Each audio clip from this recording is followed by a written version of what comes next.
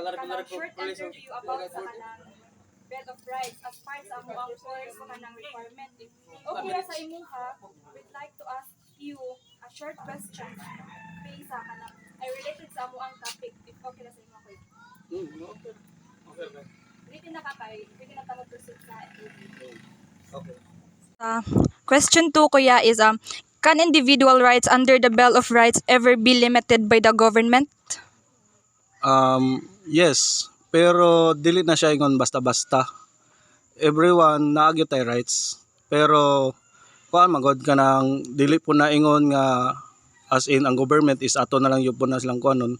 Absolute di yun na pwede sad no. Ani man niyo dapat fair tanan. Hatagan ta mo example, for example ang police nganong mo conduct ng yun sila peace and order para ang mga tao mapanatili ang kuan ba ang hapsay, walay gubot, mao magyunay trabaho sa mga pulis. Second, arita sa mga health no about sa health. Last katong COVID, di ba? So ang government naghatag sila og quarantine sa mga tao. Why? Para maiwasan ang sakit nga madapo sa to ang katong COVID kay delikado jud ito. So maotoy mga kuan nga gibuhat sa gobyerno para mapanatili ang kuan ang kanabitawng dili ka madapuan atong sakit nga kuan. So ang third nga kung ikahatag is ang balaod. Dili man ingon nga kumo kay barangay captain ka, mayor ka is ikaw na gyud matuman sa mga tanang kuan mo. Ang tanang kitang tanang tao naa gyud tay speech of freedom, no? Mo gitawag nato speech of freedom. So pero bilang sila ang trabahante sa gobyerno, naa sila mo kandag sila mga policy nila unsay mga balaod nila nga gikuan by follow by the law of the government in the Philippines. So dili pod na ingon nga panubraan nila kay kumo sila mo'y galingkod sa gobyerno, dapat ang mga tao mosunod lang pod sila ha. So kit mo na ang kita mga tao na muhatag sa gyud ta og ato ang katungod nga mo storya gyud ta. Mao na siya naatay freedom of speech. So walay daotan nga mo tuman ta sa gobyerno pero dapat pantay siya. Naagyo siya pero mao bitan nagiingon nato nga by process of law. Naagyo tayo due process. Okay. So, maura tatanan, kuya. Sige, kuya. Maura sa tatanan mong questions, kuya. Thank you. By the police, ang primero na kong gihatag yung example, bahin sa police, order by peace and order, and health, about sa health, and ang ikatulo, mo siya ang about sa balaod or law. Sige, thank you, kuya. Sige, hi, first, kaya introduce them self. Yeah. I am John Michael Chivari, 23 years old. Sige, so kami nasa diya ka ng kuan day.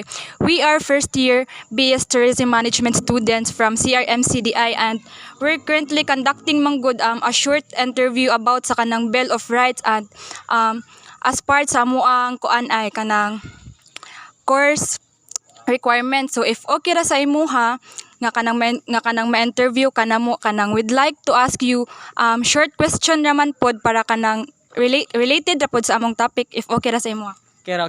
Sige kuya, mag-start na ta. Why is the Bill of Rights essential in a democratic society like the Philippines, and how does it protect individuals from possible abuse of government power? The Bill of Rights is very important kay kanang it protects the basic rights of freedom of every Filipino.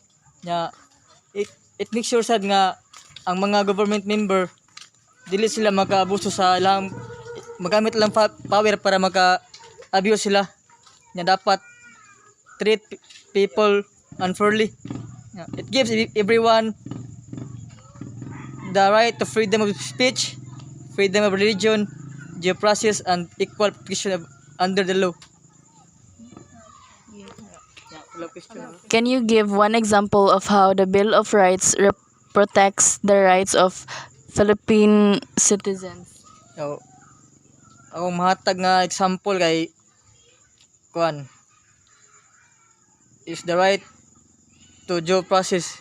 Kay if ang person god nga ma-accuse nga nakakommit og crime, dapat kanang dili sila maka-arrest og punish sa kanang tao nga wala lagi follow ang law.